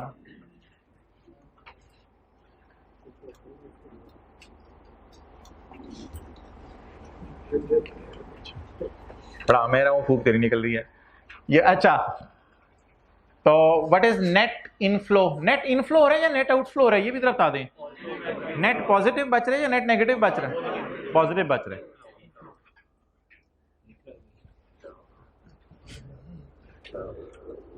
नेट नेट क्या हो रहा है? इनफ्लो। यार ये क्या है? At the end of life of बस, at the end of life, at the end of life, underline करके कुछ लिख लें। जो साथ वाला सोच रहा है उसकी हकीकत आप पे खुल गई आज, उसके साथ कल से ना बैठें और आप लोग लिख लें फिर 31 12 17। एट एंड ऑफ लाइफ का क्या मतलब है? 31 12, क्योंकि 15 तक तो ये यूज हो गया ना, तो एट एंड ऑफ लाइफ का क्या मतलब है? लाइफ मुकनी कब है? ये वाली फिगर शायद देने लगे, ये वाली फिगर उसने दे दी है, एनुअल इनफ्लो एनुअल आउटफ्लो, ये वाली भी दे दी है। अब ये वाली पेश करने लगे हमारी खिदमत में, हम बहुत बड़े बुजुर्ग हैं जो हमारी खिदमत में पेश। अच्छा जी, at the end of life यानी एज ऑन 31 12 17 बस कैन बी सोल्ड एट ₹25। ये क्या चक्कर है? Cost to sell will be ₹2। तो जब 2 साल बाद बस बेचेंगे तो पैसे ज्यादा होगी और पैसे, तो अब बता दें जब बस बेचेंगे तो नेट कट कटा के कितने की बिकेगी? 23 की। ये 23 कब आएगा? ओके, अब तैयार हैं आप हजरात? 55 55 55 23 डन। इसको 2 दफा क्यों मैंने लिखा है? 55 को एनुअल इनफ्लो है ना, यानी कोई ऐसी बस सर्विस है हमारी कि हमें पता है सवारियों से कितना आना है, अजीब किस्म की जहाज बस सर्विस है, उसे कंफर्म पता है कि इंशाल्लाह पेट्रोल भी कोई कीमत नहीं बढ़नी, ड्राइवर की तनख्वाह भी नहीं बढ़नी, सवारियों का किराया भी इंशाल्लाह इतना ही रहना है, कोई टेंशन नहीं। अजीब किस्म के असल है, इसलिए इसीलिए शायद इसने ना यहाँ एस्टिमेटेड का लफ्ज़ लिखा हुआ है कि इसने अंदाज़ा लगाया future cash flows are estimated as follows. अंदाज़ा ही लगा सकते हैं ना। अब मुर्गी से तो नहीं पूछ सकते भाईजान क्या प्रोग्राम है, अगले साल कितने देंगे मैनू भी नहीं पता, तो अंदाज़ा ही लग सकता है ना। तो अब आप सवारियों से पूछ तो नहीं सकते हाँ जी भाई कौन कौन सी सवारियाँ इंशाल्लाह अगले साल जाएंगी कराची, सवारियाँ कहेंगी चले जाएंगी और हमें तो नहीं पता। तो इसलिए याद रखिएगा ये फिगर्स किस पे बेस करती हैं, इसलिए इम्पेयरमेंट टेस्ट परफॉर्म करना प्रैक्टिकली बड़ा मुश्किल है। पेपर में डाटा दे देगा, पेपर में हमारे लिए तो आसान है, लेकिन एस्टिमेशंस फ्यूचर की क्या करनी पड़ेगी, लगानी पड़ेंगी प्रैक्टिकली, लेकिन पेपर में हमें डाटा गिवन कर देगा। तो ये बार बार क्यों मैं लिख रहा हूँ 55 55, क्योंकि ये उसको यूज करके अंडे टाइप चीज़ें, तो अंडे तो आंखें बंद करेंगे, अंडे तो आते रहते हैं, अंडे तो जाती तो कितनी दफ़े, सिर्फ उदास करके मुर्गी कितनी दफ़ा जाती है? 1 दफ़ा, लेकिन अंडे माशाल्लाह आते रहते हैं। तो ये एनुअल इनफ्लोज आउटफ्लोज होते रहेंगे कब तक? जब तक मुर्गी और हमारा साथ है, और जब चली जाएगी तो जाने का गम दे के जाएगी और पैसे हमें दे के जाएगी। ठीक है, डन। आप बता दें, इनको आपने इधर बुलाना है। रशीद 55 को मैं रशीद कह रहा हूं, रशीद इधर बुलाना पड़ेगा 55 को, बड़े रशीद को भी, इसको भी बुलाना पड़ेगा। Done done done. रुखसाना को भी, तो इसको भी इधर बुलाना पड़ेगा। डन, और बोले ना बुलाना पड़ेगा सबको इधर। अच्छा, अब आप बता दें, चुप तू चुप कर, तू ना बोला कर। अच्छा, अब 55 को भी इधर बुलाना पड़ेगा, 55 को भी इधर बुलाना पड़ेगा, और 23 को भी इधर बुलाना पड़ेगा। बुलाने का तरीका बताएं। डिस्काउंट लगाएंगे, डिस्काउंट फैक्टर लग रहे पेपर में गिवन हो, वरना फिर कल सवाल करेंगे। गिवन है, डिस्काउंट रेट इज 12%, डिस्काउंट करके बुलाना पड़ेगा। प्रेजेंट वैल्यू निकालनी पड़ेगी, फ्यूचर वैल्यू, प्रेजेंट वैल्यू, क्योंकि हम खड़े इधर हैं, ये हमारे लिए क्या है? फ्यूचर है, तो इनकी क्या निकालनी पड़ेगी? प्रेजेंट वैल्यू निकालनी पड़ेगी। ओके, अब आप हजरात मुझे बता दें कि जब मैं प्रेजेंट वैल्यू निकालूंगा, that is value in use, value in use अब मैं निकालने लगा हूं। तो जरा खुली खुली करके वैल्यू इन यूज निकाल लेता हूं मैं।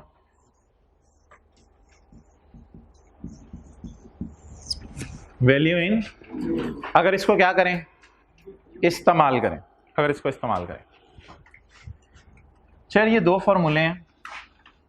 एक फॉर्मूला है 1 minus 1 plus I raise to power minus divided by I. इसको मल्टीप्लाई कर देंगे उस फिगर से, इसको मल्टीप्लाई कर देंगे उस फिगर से। एक ये फॉर्मूला है, अब इस फॉर्मूले को इधर लिखता हूं। एक फॉर्मूला ये है 1 plus I raise to power minus n, raise to power minus n, ये दो फॉर्मूले हैं।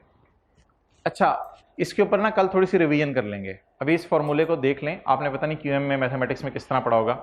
ये जो ऊपर वाला फॉर्मूला है ना, ये दो फॉर्मूले हैं, फॉर्मूला नंबर 1, फॉर्मूला नंबर 2। ये जो ऊपर वाला फॉर्मूला है ये एक से ज्यादा कांस्टेंट पेमेंट्स को डिस्काउंट करता है। एक से ज्यादा कांस्टेंट का क्या मतलब है, सेम अमाउंट कर लें। एक से ज्यादा सेम अमाउंट को डिस्काउंट करना हो तो ऊपर वाला फॉर्मूला है, और अगर एक अमाउंट को डिस्काउंट करना हो तो नीचे वाला फॉर्मूला।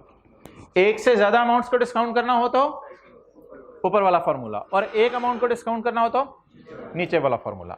अब हेडिंग दें इसके ऊपर जरा, कहीं रफ में जाके या नीचे रजिस्टर पे सवाल से हटके। इसको क्या एनओटी का फॉर्मूला कहते हैं आप लोग, एनओटी का, और इसको बस नॉर्मल फॉर्मूला समझ लें, जो भी समझ लें, सिंपल, हाँ सिंपल, सिंपल डिस्काउंटिंग।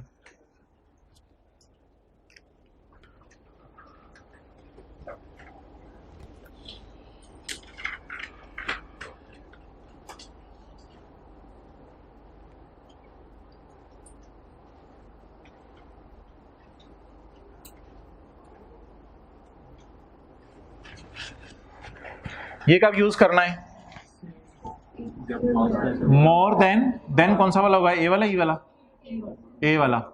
मोर than 1 amounts, more than 1 amounts, एक से ज्यादा amount, more than 1 amounts, and they are constant, they are constant. Constant लिख दो, सेम लिख दो, जो समझ आएगा आपको। कांस्टेंट, दे आर सेम, नहीं कांस्टेंट वैसे अच्छा लग रहा है, they are, and interval is also constant. इसका कोई मतलब बता दे, and interval is also constant, interval भी कांस्टेंट हो। क्या समझे जरा इधर, ये दोनों अमाउंट सेम है, ये दोनों अमाउंट से, इधर देख लो पहले, ये दोनों अमाउंट सेम है। ये एक है अमाउंट या एक से ज्यादा है, इसके और इसके दरमियान कितना वक्फा, 1 साल, इसके और इसके दरमियान 1 साल का इंटरवल इसको कह रहा हूं। ये देखें, ये क्या है, इंटरवल, ये इंटरवल। अमाउंट्स भी एक से, और तीसरी बात क्या की है, अमाउंट्स भी क्या है। तो जब अमाउंट्स क्या हों, बराबर हों और एक से, और इंटरवल भी, तो अगर ये शराइत पूरी जा रही हो, मोर देन 1 अमाउंट, जैसे 55 दो अमाउंट्स हैं हमारी, और दोनों क्या हैं, बराबर, और इंटरवल भी दोनों का 1-1 साल है, तो फिर कौन सा फॉर्मूला यूज करेंगे, ये फॉर्मूला। और ये तो भाई सिंगल अमाउंट को डिस्काउंट करेगा। ये किसको डिस्काउंट करेगा, सिंगल अमाउंट को डिस्काउंट करेगा। सिंगल को या एक से ज्यादा को, मोर देन 1 अमाउंट या 1 अमाउंट, 1 अमाउंट, एक अमाउंट को डिस्काउंट करेगा। डन। अब हलवा खा लिया, अब हमने एक रुलना है, अब रुलने के लिए तैयार हो जाए। वैल्यू इन यूज निकलवाएं जरा, वैल्यू इन यूज इधर ही ना निकाल दूं, फिर अलग से वर्किंग करने की जाए, इधर निकल आएंगी जरा। इज इक्वल टू, पहले किसको करूं, पहले तिया पांचा, 55 को अब बार बार लिखने की जरूरत नहीं है, क्योंकि ये जो n होगा ना, n, ये n से मुराद होगा 2 दफा 55। ये n नंबर ऑफ पेमेंट्स हैं, ये नंबर ऑफ ईयर्स नहीं है, ये नंबर ऑफ पेमेंट्स हैं। कितनी नंबर ऑफ पेमेंट्स या रिसीट्स समझ लें, या नेट रिसीट समझ लें, कितनी नंबर ऑफ अमाउंट्स हैं, अमाउंट समझ लें। अभी कितने n है, 2। तो 55 दो दफा लिखूं या 55 एक ही दफा लिखूं? तो ये n में जब 2 लिख दूंगा तो ये इसका मतलब है 2 दफा 55। अच्छा जी, 55 इंटू 1 माइनस, बोले 1 प्लस 12%। तो यार ये 1 प्लस 0.12 होता है ना, तो 1 प्लस 0.12 को कैसे लिखते हैं? 1 point raise to power minus 2, 1 minus 1.12 raise to power minus 2। अब परेशान ना हो, 55 दो दफा नहीं लिखा, 55 दो दफा खुद ही हो जाएगा, divided by what ever the answer में बी, नो नीड। अभी एक और फिगर इसमें डालनी है, वो क्या डालनी है? 23। जमा लिखूं माइनस लिखूं मल्टीप्लाई? जमा। जमा किसको डिस्काउंट करूं? 23 को। किस दिन फिगर्स को बुला रहा हूं मैं? 31, 12, 15 को। प्लस 23 इंटू, क्या ये 23 मोर देन वन अमाउंट है? सिंगल अमाउंट है? ये n नंबर ऑफ 23 नहीं है, ये n नंबर ऑफ ईयर्स हैं। ऊपर वाले में n क्या था? कितनी दफा 55 आ रहा है, और इधर n क्या है? अब आप बताएं इन दोनों के दरमियान कितने साल हैं? तो 2 साल बाद मुझे कितने पैसे मिल जाने हैं? 23। 23 इंटू 1.12, ये देखो ना 1.12 raise to power minus 2, 1 point plus 23 into 1.12 raise to power minus 2। Now what does this 2 represent? Is it number of years or is it number of payments? Number of years. And this 2 represents number of payments. इसका grand total बता दें। 111। आप बता दें जी, आप 111 और 116 में से हायर क्या है? 116। 116 को बाहर बुला लें।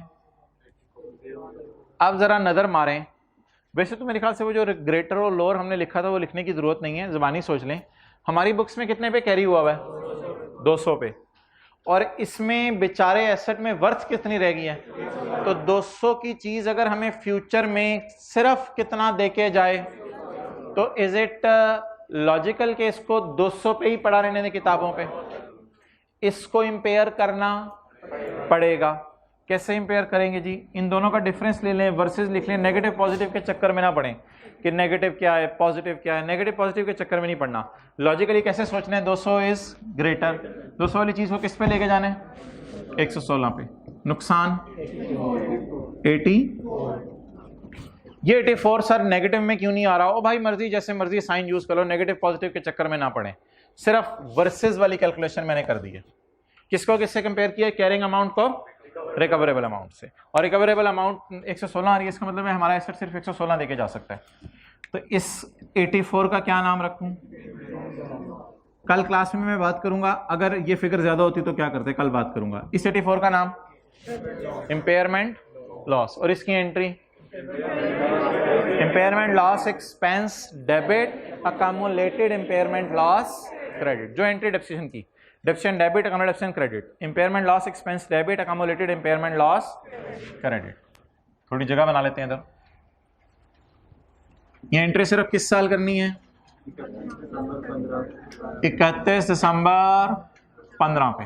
एक तीसरी एंट्री हो रही है, इधर कोई तीसरी एंट्री नहीं, इधर कोई अगली एंट्री नहीं, इधर कोई अगली एंट्री नहीं, बल्कि इस साल तो दूसरी हो रही है। जी बोलें। Impairment loss expense debit accumulated impairment loss credit. 84।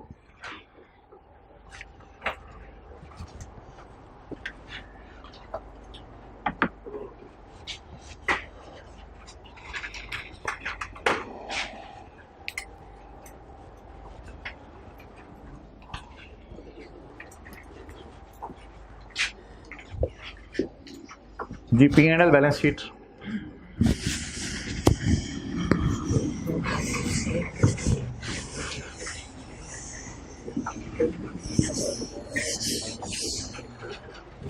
Profit and loss में फॉर द ईयर जाएंगी एज ऑन, और बैलेंस शीट में एज ऑन। सबसे पहले आप P&L बनवाए मुझे 2013 का, 14 का, 15 का। इससे आने वाले दिनों में कहूँगा तरतीब में ये होते हैं 15 आप पहले लिखते हैं, लेकिन फिलहाल डेप्रिसिएशन 13 में, डेप्रिसिएशन लिख दिया तो ठीक है, नेगेटिव भी लिखना है तो लिखने को कोई मसला नहीं। डेप्रिसिएशन 100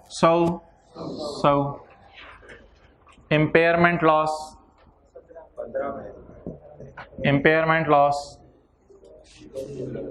ओ खुशी होगी ना, मैं करें ओ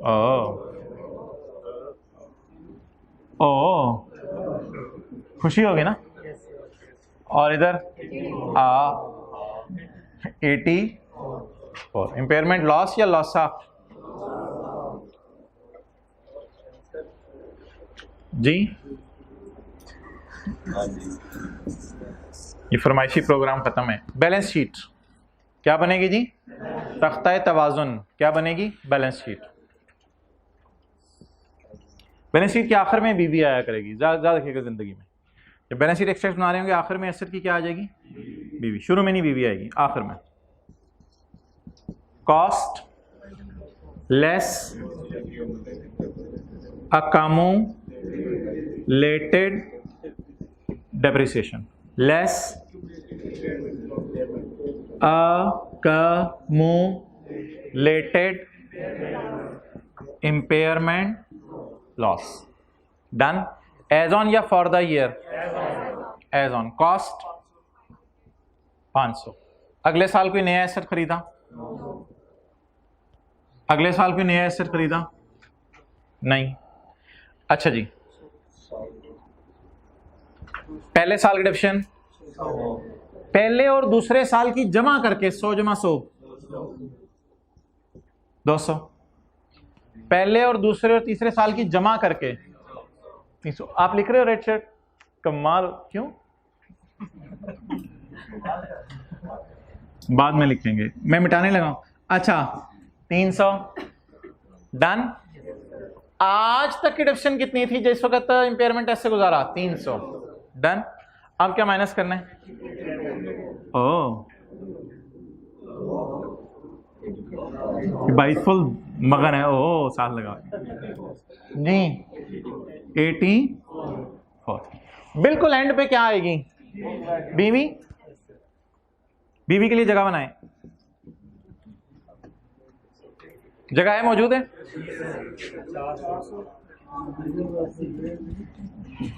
जी, पहले साल के एंड पे बीवी, दूसरे साल के एंड पे बुक वैल्यू 300, तीसरे साल इंपेयरमेंट लॉस के बाद या इंपेयरमेंट लॉस से पहले वाली बीवी, बाद वाली बीवी 116। किसी की यहां तो नहीं नजर पड़ रही 116 पे? पढ़ रही है या पढ़ गई है? तो जाहिर बात है बुक्स में अब ऐसा जो है वो 200 पे नहीं आएगा।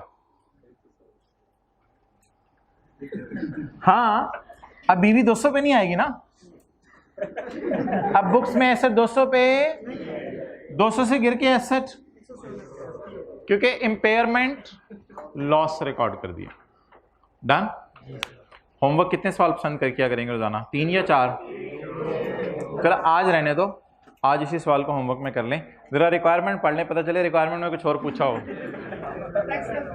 रिक्वायरमेंट में पूछा हो, एक्सप्लेन कर दो। Calculate impairment loss on 31 December 15। सवाल की रिक्वायरमेंट सिर्फ ये थी, ये जो हमने वर्किंग में किया है। सवाल की रिक्वायरमेंट ये नहीं थी जर्नल एंट्रीज वगैरह करना, ये समझने के लिए। ठीक है जी, तो आपने बताना है आज रिक्वायरमेंट से भी ज्यादा हमें पढ़ा रहे हैं। अब्बू को जाके बताना है। नहीं, अब बोलना नहीं आपने, क्लास के बाद। ठीक है जी, चलें इंशाल्लाह कल मिलते हैं।